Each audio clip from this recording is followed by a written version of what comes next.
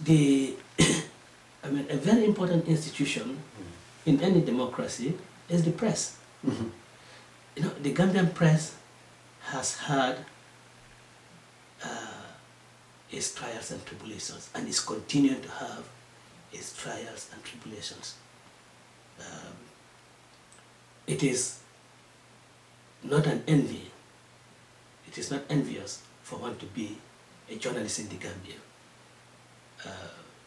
You either go against your conscience and not practice journalism as it should, or you kowtow to the wishes of the administration.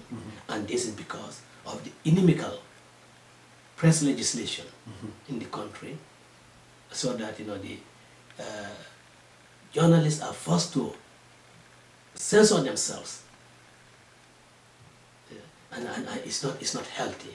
You want to have free debate. You want to have, I mean, divergent views being expressed by persons, political parties, individuals, without fear of any reprisals.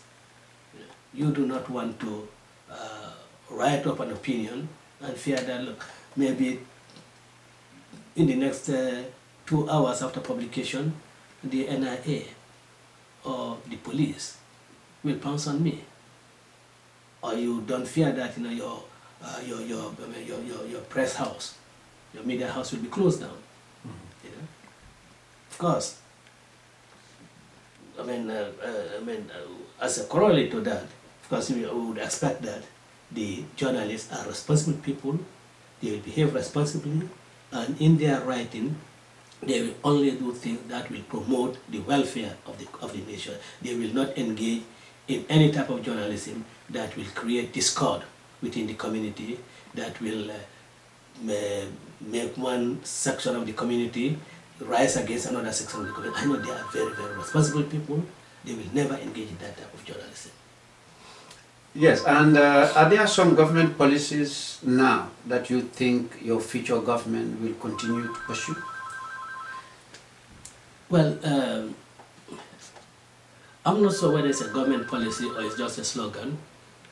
Back to the land, I mean, obviously, Gambia being an agricultural country, I think is a policy that should be maintained and pursued by any government.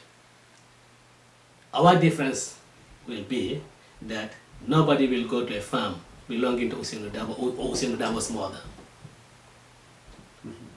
There will be no farms at Kauru for Ousainu Darboe. There will be no farms at Parajali for Mayandur. There will be no farms at Bansam for Sali Darboe.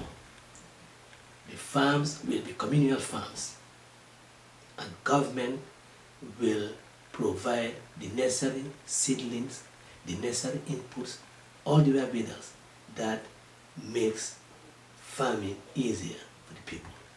And the proceeds, I mean, in fact, their harvest, they would have absolute control over it. They wish they can bank it in their various seed stores. And when there's famine, use it to feed the community, or sell and use the proceeds for their community development. No one will be forced, in fact, no members of the security forces will be forced to go and farm for, I mean, the president or for any minister. I mean, that certainly, I mean, will be our difference, you know, in the go back to the land policy. Thank you very much, Mr. Ousainu Darboe, Secretary General of the United Democratic Party of the Gambia. It's a privilege having you here in our studio. And do you have any final word to Gambians at home and those living in the United States here?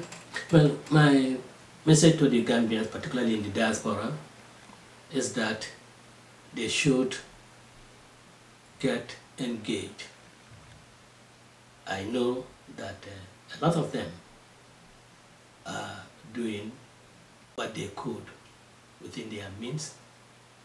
And I want to urge each and every one of them to give maximum support to the political party of their choice, the opposition political party of their choice in the Gambia, and also to ensure that they, together with us back home in the Gambia, fight for a free, fair, and transparent election. We cannot do it alone. I likened the opposition in the Gambia to people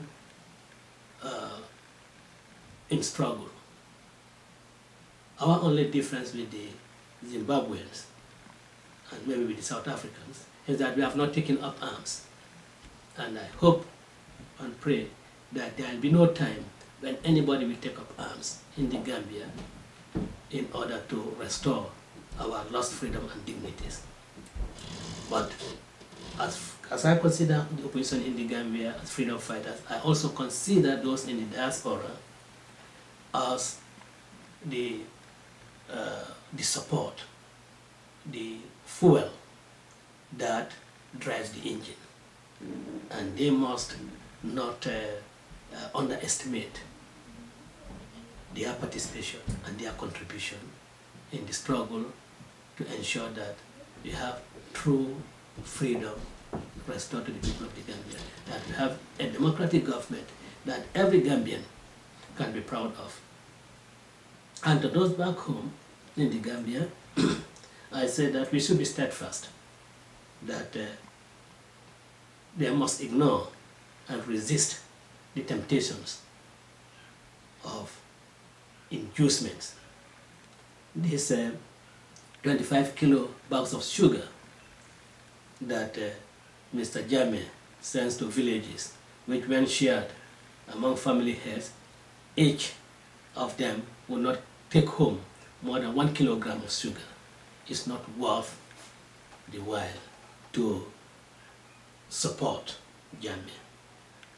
And you must also accept the fact that as an opposition truly committed to ensuring that this dictatorship is thrown out of power by legitimate means, there will be indignities and inconveniences that we will suffer.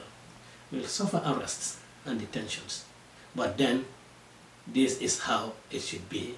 After all, the South Africans did it for more than 27 years and they prevailed. We can do it in the next 2 years and we will prevail. We just have to ensure that each and every one of us goes out to the polls and register our votes and make sure that our votes are counted. And that's what I would appeal to every Gambian to do. And Thank you very much, Mr. Darboe, for your time. It's a pleasure on behalf of GRTS International. This is the podium, and we have been talking to Mr. Ousainu Darboe, the Secretary General and leader of the United Democratic Party. Mr. Darboe, thank you very much. You're welcome. It's a pleasure.